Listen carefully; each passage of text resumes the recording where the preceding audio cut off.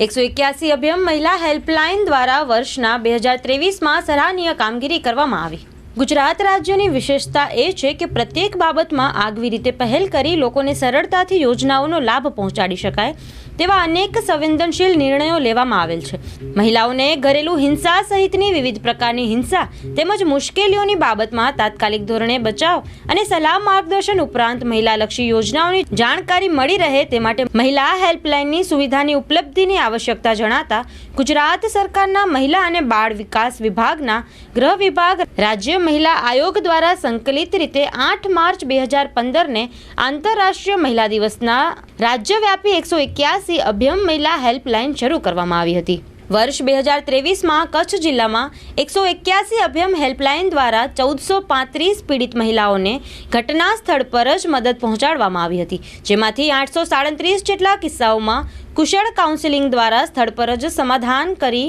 નિરાકરણ લાવવામાં આવેલ હતું અને અન્ય 574 જેટલા કિસ્સાઓમાં પીડિતાની ગંભીર પ્રકારની સમસ્યા જણાતા